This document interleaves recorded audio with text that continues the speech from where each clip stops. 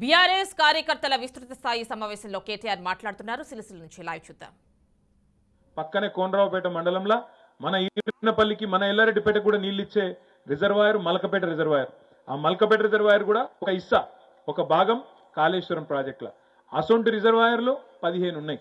మిడ్మానేర్ ఉన్నది, అన్నపూర్ణ ఉన్నది, రంగనాయక్ సాగర్ ఉన్నది సిద్దిపేట పక్కకు, కొద్దిగా అవతలికి కొండపోచమ్మ సాగరు, ఇంకా కొద్దిగా పక్కకు పోతే మల్లన్న సాగరు, కిందికి పోతే గంధమల్ల, బస్వాపూరు, ఉస్నాబాద్ ముఖాన పోతే గౌరవెల్లి, ఇట్లా 15 రిజర్వాయర్లు కాళేశ్వరంలో ఒక భాగం. 3 బ్యారేజీలు, 15 రిజర్వాయర్లు, 21 పంప్ హౌజులు. మరి నీళ్లను గుంజాలి గింత పెద్ద ఎత్తున, ఇంత పెద్ద రిజర్వాయర్లు నింపాలంటే చెరువు కాదు, మొత్తం నదినే మలపాలి, నదినే లేపాలంటే రోజుకు 2 టీఎంసీల నీళ్లు గుంజాలంటే పెద్ద మోటార్లు పెట్టాలి. 2 టీఎంసీలు అంటే ఎంతరికైనా? హైదరాబాద్ పోయినరా మీరందరూ ఎప్పుడన్నా? హుస్సేన్ సాగర్ చూసిర్రా? హుస్సేన్ సాగర్ మొత్తం కలిపితే 1 టీఎంసీ అంటే రోజుకు 2 హుస్సేన్ సాగర్ల నీళ్లు గుంజాలి.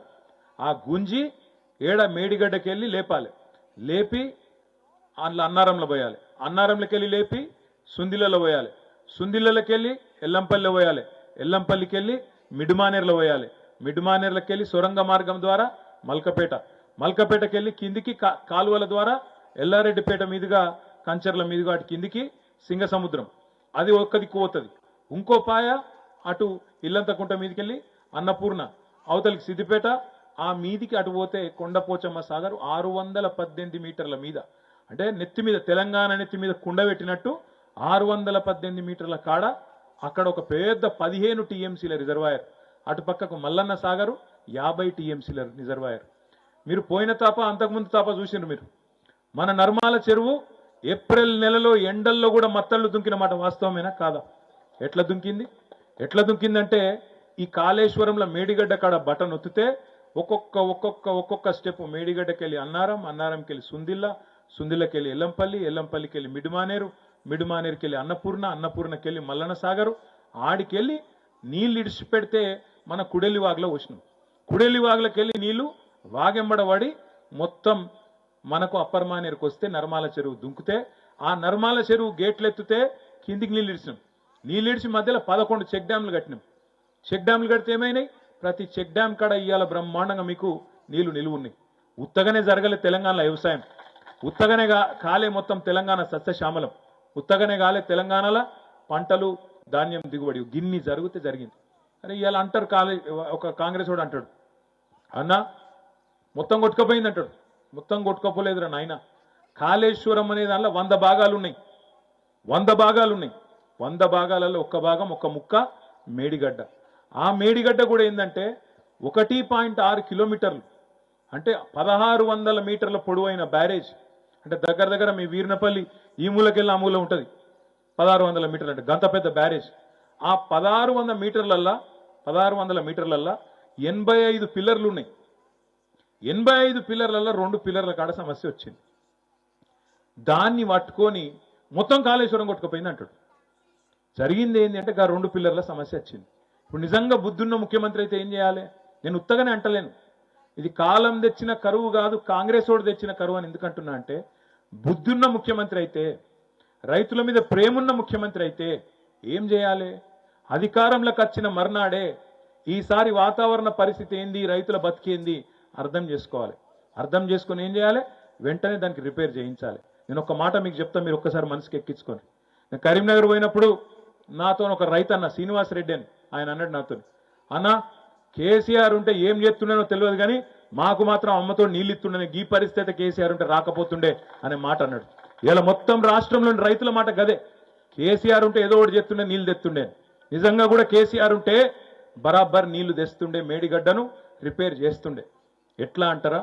కేసీఆర్ డిసెంబర్ 3 నాడిగిన ముఖ్యమంత్రి అయితే అదే సాయంత్రం అదే రోజు మొత్తం కాంట్రాక్టర్లను బిన్ట్రాక్టర్లను ఎవడైతే పనిచేసేవాడు ఉంటాడో గుత్తేదారులను అందరిని పిలిపించి కూర్చోబెట్టి, నాకు మీరేం చేస్తారో తెలియదు, 2 నెలల మొత్తం మళ్ళా పకడ్బందీగా పొక్తా కావాలి, దానికోసం అవసరమైతే దేశంలో ఉండే 5000 టిప్పర్లు తీసుకురండి, 4000 ప్రొక్లైన్లు తీసుకురండి, మొత్తం ఆడ పని పెట్టుండ్రి, 2 నెలలు నాకు కావాలి, మా రైతులకు నీళ్ళు ఇస్తా అని చెప్పి గల్లబట్టి పని చేపిస్తుండే, కూర్చోబెట్టి పని చేస్తుండే. ఒక గది, ఒక ముఖ్యమంత్రికి ఉండవలసిన కమిట్మెంట్ గది.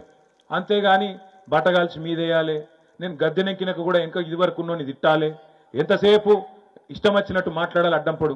ఇలా నిజంగా మేడిగడ్డ రిపేర్ అయిపోతే ఆ నీళ్లు లిఫ్ట్ చేస్తే ఇలా తెలంగాణలో గోదావరి పరివాహక ప్రాంతంలో ఈ 13-14 జిల్లాల్లో ఒక్క ఎకరం కూడా ఎండే అవసరం ఉండదు. ఒక్క ఎకరానికి కూడా ఇవాళ ఇబ్బంది ఉండే పరిస్థితి ఉండదు. ఇలా వర్షకాలం అయిపోయి నీళ్లు నిల్వ ఉంచుకునే పరిస్థితి ఉంటుండే. ఎండాకాలంలో కూడా ఇలా బ్రహ్మాండంగా గొంతు ఎండిపోకుండా తాగునీటికి కూడా గోస లేకుండా చూసుకునే పరిస్థితి ఉంటుండే. అయినా ఇప్పటికైనా ఈ ముఖ్యమంత్రికి చిత్తశుద్ధి ఉంటే, బుద్ధి ఉంటే, రైతుల మీద ప్రేమ ఉంటే, ప్రజల మీద ప్రేమ ఉంటే వెంటనే రిపేర్లు చాలు చేయి. తిట్టుకుందాం, తర్వాత మస్తుగా తిట్టుకుందాం. నువ్వు దొంగ అంటే నువ్వు దొంగ, నువ్వు లంగా అంటే నువ్వు లంగా, ఈ మాటలు మస్తుగా అనుకోవచ్చు. ఎవడు దొంగనో ఎవడు లంగనో ప్రజలు తెలుస్తారు, దానికి తొందర ఏం లేదు. ముందు రిపేర్లు చేయి. రిపేర్లు చేసి వెంటనే ఆ నీళ్లు లిఫ్ట్ చేసే తరీకా ఉపాయం చూడు. రైతులు చచ్చిపోకముందే, రైతులు మళ్ళీ ఆత్మహత్యల పాలు కాకముందే దమ్ముంటే గా పని చేయి. గా పని చేయడు. తెల్లారు లేస్తేంది తిట్టుడే తిట్టుడిగా ఒకటే తిట్టుడు. నోరెంతుంటే గంత. ముఖ్యమంత్రి అని మర్చిపోయాడు. నేను పేగులు మెడలు వేసుకుంటా అంటాడు. పేగులు మెడలు వేసుకుంటారు ఏమని అలిగానే ఆయన ముఖ్యమంత్రి? పేగులు మెడలు వేసుకుంటా, నేను కత్తిరిస్తా, తోకలు కత్తిరిస్తా, లాగుల తొండలు ఇడిచిపెడతా. ఇవా ముఖ్యమంత్రి మాట్లాడే మాటలు? నిజంగా కరెక్ట్గా చెప్పిండు. అప్పట్లో అడిగిన ఆయనను ఎలక్షన్ ముందు, మరి నీకు ఇదివరకు అనుభవం లేదు కదా సారు, ఎట్లా నడుపుతావు నువ్వు అంటే ఏమన్నాడు? ఏముందివా ముఖ్యమంత్రి పదవి అంటే గుంపు మేస్త్రి పదవి, ఏమున్నది గుంపు మేస్త్రి పని, ఒక గట్లని నన్ను నడుపుతాండి. ఇక ఏందో తెలియదు, పిచ్చివని చేతిలో రాయి లెక్క అయిపోయింది. మిమ్మల్ని అందరినీ నేను ఒకటే కోరుతున్నా, ఇలా మాటలు మస్తుగా చెప్పచ్చు, ఫోటోలు మస్తుగా దిగచ్చు, నరకుడు మస్తుగా నరకచ్చు. కేసీఆర్ ఇచ్చిన ఉద్యోగాలకు మంచిగా పత్రాలు మాత్రం మనం ఇవ్వచ్చు. ఇప్పుడు 30,000 ఉద్యోగాలు ఇచ్చినా అని చెప్తుండ్రు రేవంత్ రెడ్డి. ఏది 3 నెలల లోపలనే 30,000 ఉద్యోగాలు ఇచ్చినట్టు మొగోడు. నేను అడుగుతున్నా మిమ్మల్ని అందరినీ, నిజంగానే అడుగుతున్నా. ఈ మాట అంటున్నందుకు నాకు కూడా కొద్దిగా సిగ్గు అనిపిస్తుంది, కానీ అంటున్నా, తప్పలేదు. నాకు తెలియక అడుగుతానే, పెళ్లి కాకముందే సంసారం చేయకముందే పిల్లలు పుడతారే? అరే నువ్వు వచ్చింది 3 నెలలాయే, ఒక్క నోటిఫికేషన్ ఇవ్వలే నువ్వు. యాడికెళ్ళి ఇచ్చిన ఉద్యోగాలు? కేసీఆర్ ఇచ్చిన ఉద్యోగాలకు నువ్వు ఇలా కాగితాలు ఇచ్చుకుంటా, నేను 30,000 ఇచ్చినా 30,000 ఇచ్చినా అబద్ధాలు చెప్తాను. సిగ్గని కూడా అనిపించదా? కనీసం కొద్దిగానే నిజత అనిపించదా? చూడరు మీరు ఒకసారి. కేసీఆర్ ఇచ్చిన ఉద్యోగాలకేమో కాగితాలు ఇచ్చుకుంటే నేను ఇచ్చినా అని చెప్తాడు. కేసీఆర్ కట్టిన ఫ్లైఓవర్లకు రిబ్బన్లు కట్ చేసుకుంటా నేను కట్టినా అని చెప్తాడు హైదరాబాద్లో. ఇట్లా ఈ రోజు ఈ ముఖ్యమంత్రి పరిస్థితి ఎట్లుందంటే, చేయాల్సిన పనేమో చెత్తలేడు.